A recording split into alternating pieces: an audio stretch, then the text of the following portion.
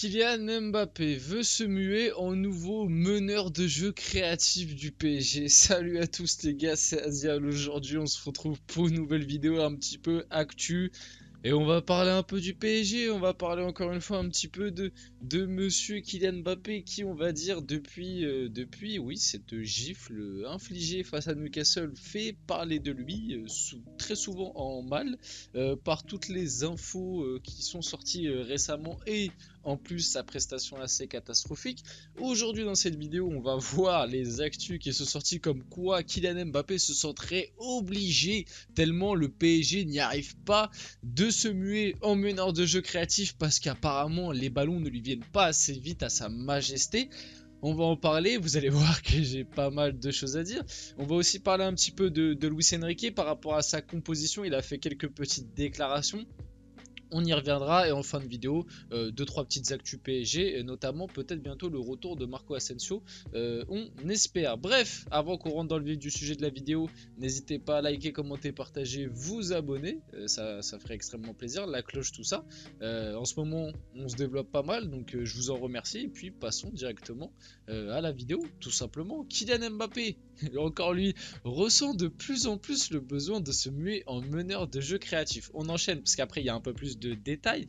Kylian Mbappé ressent de plus en plus le besoin de demander les ballons dans les pieds et de se muer en meneur créatif comme s'il était frustré de ne pas être suffisamment servi dans la profondeur. Mais ce rôle lui convient d'autant moins qu'il n'a pas l'aisance technique d'un Neymar ou d'un Verratti. Surtout, le PSG a besoin de sa capacité d'élimination lorsqu'il est à pleine vitesse et de son sang-froid face au but pour conclure les actions.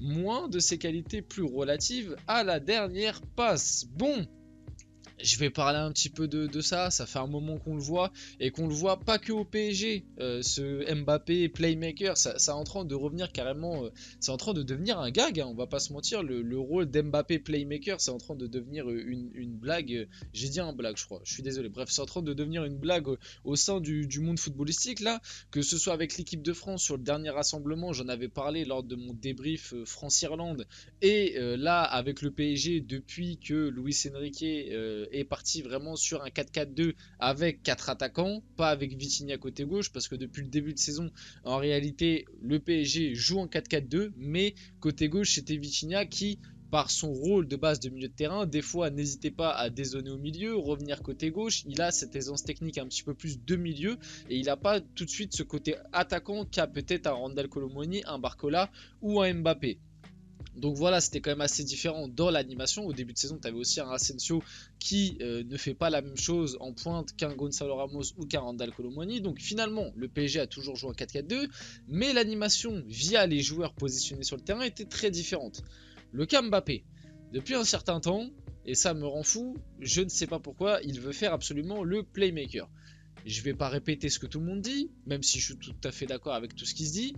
Ce ne sont pas ses qualités. Ce ne sont pas ses qualités. Moi, je pense, et je le dis honnêtement, que Mbappé a un gros complexe. Et c'est un petit peu du troll, mais au fond, je pense qu'il y a une part de vérité, c'est que Mbappé veut être Neymar en fait. Je pense vraiment que Mbappé veut être Neymar. On s'en rappelle à une époque, quand Neymar était encore au PSG, il y a de cela peut-être 3-4 ans, où Mbappé commençait à faire des gestes techniques et se prendre pour un Brésilien et tout le monde le vannait en disant il se prend pour Neymar, alors qu'à des moments il faisait des gestes techniques qui ne servaient à rien et qui desservaient plus le collectif, l'action qui était menée plus qu'autre chose, et que ça ne servait pas à grand chose. Ensuite il y a eu sa période 2021-2022 où c'était bien mieux, il s'était bien plus recentré sur son rôle, c'est-à-dire d'un mec qui est proche de la cage, qui on peut lancer en profondeur. Notamment on s'en rappelle, son année 2021 là, avant sa prolongation, son année 2021 est fantastique. C'est sûrement sa meilleure année pour moi, au PSG en tout cas, c'est sûr et certain sa meilleure année. L'année 2021, là où il met le but face au Real Madrid à l'aller en 8ème, il met son but au retour, malheureusement le PSG sort, ce n'est pas de sa faute. Caca culotte, vous connaissez, on commence à connaître le Paris Saint-Germain, mais cette année-là, Mbappé avait été très bon. L'année dernière, bizarrement, attitude un peu changeante, le fameux pivot gang, les histoires, Mbappé qui en a marre d'être entre guillemets, de faire le pivot pour Neymar et Messi, du coup réadaptation tactique, un Mbappé qui l'année dernière dans le jeu, moi je suis désolé, un Mbappé, un Messi, ce que vous voulez, Neymar c'est un peu différent, parce que Neymar j'avais trouvé très bon en première partie de saison, en deuxième partie de saison il n'était pas là, donc dans le jeu, l'année dernière, Mbappé avait été très moyen. Voilà, soyons honnêtes, Mbappé l'année dernière, sa saison est très moyenne dans le jeu. Alors oui, il a fait des stats. Oui, sa Coupe du Monde, pour moi, a sauvé. D'ailleurs, un petit peu comme Messi, je trouve. Sa Coupe du Monde a sauvé un petit peu sa saison dans ce qu'on en pense, de ses performances en dehors stats. Mais honnêtement, ces matchs avec le PSG. Voilà, c'est très moyen à l'échelle d'un Mbappé. Statistiquement, il a répondu présent, mais dans le contenu des matchs, que ce soit dans l'attitude, dans ce que demandait des fois l'équipe. Moi, je me rappelle d'un match là qui me revient. C'était un PSG Reims où le PSG avait pris un carton rouge et du coup jouait à 10 contre 11. Et t'avais Messi et Mbappé qui étaient au niveau des deux défenseurs centraux et qui marchaient. Voilà, qui se regardaient, qui ne faisaient aucun pressing, qui n'aidaient pas l'équipe alors que le PSG était à 10 contre 11. Franchement, en fait, l'année dernière, t'as l'impression que il a joué pour les stats et pas pour le collectif, pas pour que le PSG gagne. Tant que lui, il marquait, il était content. Vient cette saison où, on le sait, cet été, voilà, on va pas se mentir, même si je pense qu'il le déclarera jamais officiellement, mais tout le monde le sait un petit peu en interne, il a poussé pour le départ de Neymar. Le Messi qui est parti de lui-même, mais je pense que ça ne le dérangeait pas non plus. Verratti, c'est un petit peu différent. Pour moi, Verratti, c'est surtout Luis Enrique, même si peut-être que Mbappé n'était pas contre le départ de Verratti aussi, je ne sais pas. Tout ça est en fait que le PSG a fait partir les 3 joueurs les plus créatifs de son équipe sans les remplacer. Ou en les remplaçant par des joueurs qui n'ont pas du tout le profil créatif, qui ont des profils très différents. Un Kolo Muani, un Dembélé, dans le profil, ça n'a rien à voir avec un Neymar et un Messi. Vous avez bien compris. En termes de niveau aussi, ça n'a rien à voir. Donc, ce qui fait que maintenant, monsieur, on en revient à ce qui est dit là, monsieur est frustré parce qu'apparemment le PSG n'aurait pas, le PSG de cette année lui donnerait pas assez de ballons dans la profondeur, lui donnerait pas assez de ballons et que du coup, monsieur se sent obligé de redescendre dans le jeu. Alors déjà, c'est pas à toi de décider ça. Si Luis Enrique te dit tu vas en haut à gauche et tu fais des appels, normalement tu es censé écouter ton coach, mais bon, Mbappé on le sait, il fait un petit peu ce qu'il veut comme d'habitude. Et moi en fait ce qui me rend fou au-delà de ça, c'est que déjà c'est quand même assez fou que le gars se sente obligé de faire quelque chose que ça se trouve on ne lui demande pas et qu'en plus il le fasse mal.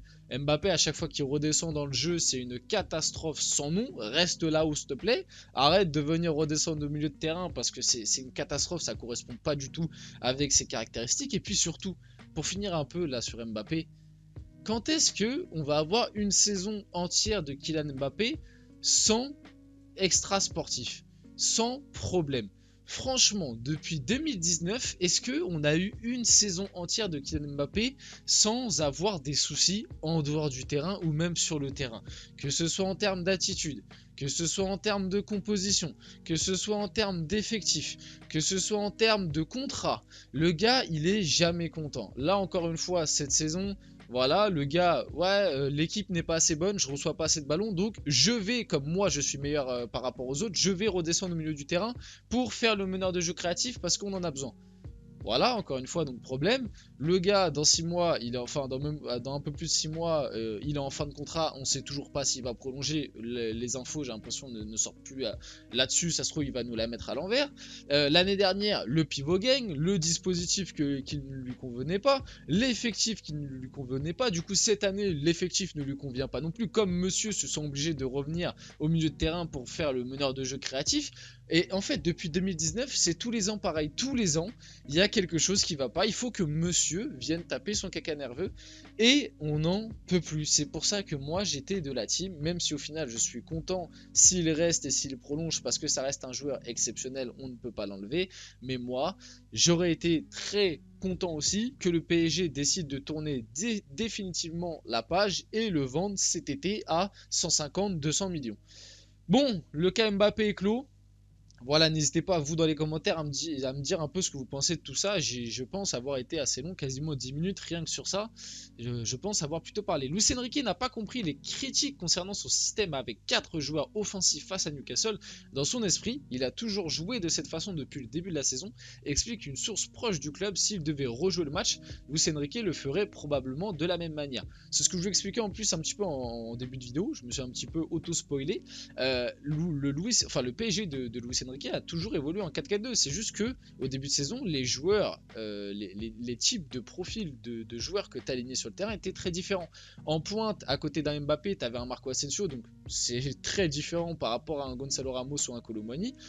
Côté gauche, tu mettais Vitinha, là où maintenant tu mets plus du coup soit Mbappé, soit Kolo Muani, soit Barcola. Et d'ailleurs, je comprends pas pourquoi Vitinha a été aussi vite évincé de ce 11 de titulaire alors qu'il faisait un très bon début de saison. Donc voilà, en fait, c'est juste que le PSG évolue à l'heure actuelle avec des joueurs différents. Mais oui, moi aussi, j'ai pas compris les critiques du 4-4-2 ou du 4-2-4 parce que finalement, le PSG, depuis le début de saison, évolue comme ça, avec juste des joueurs différents. Mais moi, c'est vrai que je préfère le PSG, comment il évolue en début de saison, avec Asensio qui, lui, quand il décrochait pour faire du coup le meneur de jeu créatif, c'était bien mieux qu'Mbappé. Et côté gauche, tu avais un Vitinha qui de base est un milieu de terrain, donc il a ce contrôle un peu, tu vois, il a pas ce truc d'attaquant de tout le temps foncer vers l'avant, quand t'as la balle, vouloir éliminer, forcément provoquer, dribbler, mordre la ligne et tout. Vitinha, il se baladait un peu. Gauche, des fois il rentrait dans le milieu pour aider, pour faire le surnombre et tout. Et moi je préférais personnellement. Voilà, pareil, votre avis dans les commentaires. Ça pourrait m'intéresser. Sceptique à son arrivée, mais on peut dire que Marco Asensio manque à cette équipe. Honnêtement, hâte de voir qu'il revienne. Normalement, il sera pas là ce week-end, mais il devrait revenir après la trêve estivale. Et j'ai hâte de voir comment, parce qu'on sait que Luis Enrique l'aime beaucoup, j'ai hâte de voir où est-ce et comment Marco Asensio va être réintégré à cette équipe. Parce que finalement, on parle de meneurs de jeu créatifs qui manquent de créativité et tout, mais peut-être que Asensio, il peut remplir ce rôle-là. Et même, on y pense un peu moins, mais un Lee Kang-in qui à l'heure actuelle fait les JO asiatiques, à son retour, peut-être que c'est ce style de joueur-là. Je dis pas qu'il y aura une grande différence, mais peut-être que c'est ça qui fera la différence. Julian Draxler, vite fait, la petite info aussi, pour finir la vidéo très vite. Ouais, Renoir a reçu son Urus aux couleurs du PSG. Franchement, je trouvais ça assez drôle. Moi, je l'aurais pas fait. Mais bon, voilà. En tout cas, vrai parisien, ça fait plaisir. Et Julian Draxler s'est exprimé sur une hausse de criminalité en France et un cambriolage chez lui à Paris. Je vous laisse lire, réagir un peu à ça. Je vais pas tout lire. En gros, Draxler explique que le fait qu'il soit aussi parti de Paris, c'est un rapport à la criminalité qui a beaucoup augmenté à Paris chez les joueurs de foot. Avoir votre avis peut-être là-dessus. Moi honnêtement à l'heure actuelle je me suis pas assez penché sur la situation et tout. Mais voilà, petite info PSG, petite actu PSG, je devais vous la mettre en fin de vidéo. Voilà, c'était Asia, j'espère que la vidéo vous a plu. Si c'est le cas, n'hésitez pas à liker, commenter, partager et vous abonner. Et la cloche, etc. Et on se retrouve très rapidement pour une prochaine vidéo.